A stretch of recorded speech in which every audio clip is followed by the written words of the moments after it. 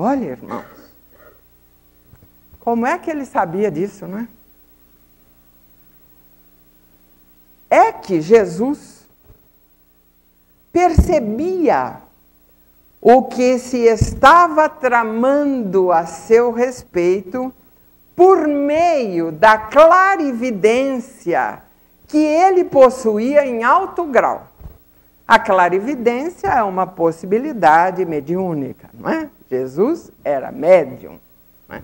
Então, pela clarividência, ele percebia o que estava acontecendo, o que se estava tramando com relação a ele, não é?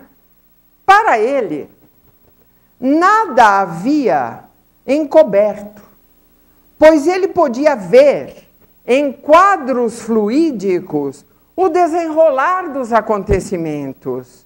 Judas, que já tinha dado os passos necessários para entregar o mestre, emitia pensamentos que o denunciavam.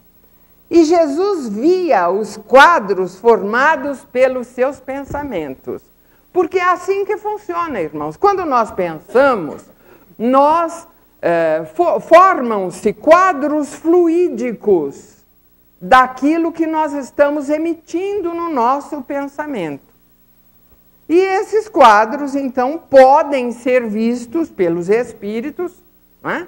E Jesus, que estava encarnado, mas que possuía a mediunidade de clarividência, também era capaz de observar os quadros fluídicos que Judas emitia pelas coisas que ele já havia realizado, não é? O mestre, então, irmãos, que nunca perdeu uma oportunidade de trazer um esclarecimento, ele nos dá, olha, o exemplo do amor e da tolerância, admitindo à sua mesa aquele que o haveria de trair. Olha, não é? Só um espírito do gabarito dele, não é? Para dar ao mundo esta lição.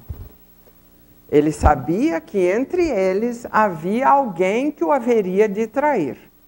E observava tudo e o tolerou ali à sua mesa, não é? Após a ceia, dirige-se para um lugar solitário, onde se entrega à oração, preparando seu espírito para os momentos difíceis que iria viver. É ali, então, que, quando ele está em oração no chamado Horto, não é? Das Oliveiras, que chegam os soldados e o prendem. Ali ocorrem acontecimentos, né, que ele também aproveita quando é cortada a orelha, não é, do centurião, e ele a coloca no lugar. Então, eles o prendem e o levam ao Sinédrio, que era o colegiado dos sacerdotes. Levam depois a Herodes e a Pilatos, porque naquela época a Judéia estava sob o jugo romano e por isso a pena de morte que os sacerdotes pretendiam para ele só poderia ser aplicada por uma autoridade romana.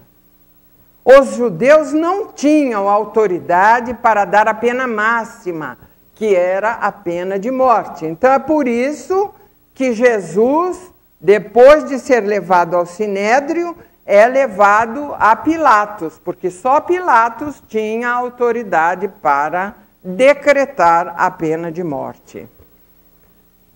Aí então, vendo o desenrolar dos acontecimentos, Judas cai na realidade sobre o que havia feito. ficou desesperado, porque jamais, vamos prestar atenção nisso, irmãos, porque é importante para o nosso esclarecimento. Jamais ele havia pensado que o seu gesto pudesse causar a morte de Jesus. Aí vocês vão pensar, mas como? Ele o entrega para os sacerdotes, não é? E ele queria o quê? Então nós vamos ver, não é? Ele, Judas, era um dos discípulos. Ele conhecia a inocência do mestre e a pureza da sua vida. Ele sabia, não é? Só a partir desse momento é que Judas começou a compreender o caráter essencialmente espiritual da missão de Jesus. Até agora ele era um discípulo, ele escutava os ensinamentos, mas ele não havia percebido, não é? Ele não havia percebido que a missão de Jesus era essencialmente espiritual. Ele não percebera. Então, irmãos, vejam, não resta a menor dúvida de que não foi o desejo de possuir as 30 moedas de prata o que levou Judas a trair o mestre. Não foi. Ele não era o ganancioso, o dinheiro foi uma consequência da ação. Não foi pelo dinheiro que ele entregou Jesus aos sacerdotes. Sabem qual foi o motivo? Político. Porque ele não entendera que a missão de Jesus era espiritual. Então foi um motivo político. Judas pertencia ao grupo de patriotas israelitas que, por meio de uma revolução, queria libertar a Judéia do jugo romano. Eles tinham horror de estar submissos aos romanos.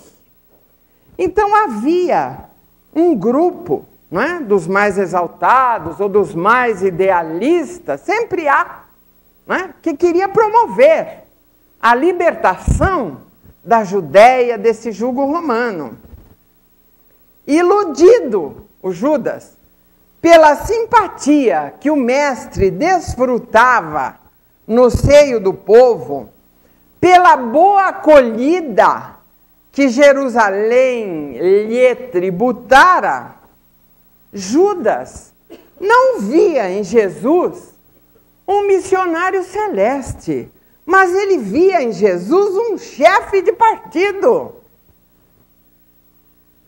Né? Era essa a ideia que ele fazia. Como todo o povo recebeu Jesus daquela forma, né, na sua entrada triunfal em Jerusalém, ele achou, na sua ingenuidade, né, Judas, que ele poderia precipitar os acontecimentos, né, entregando Jesus à prisão.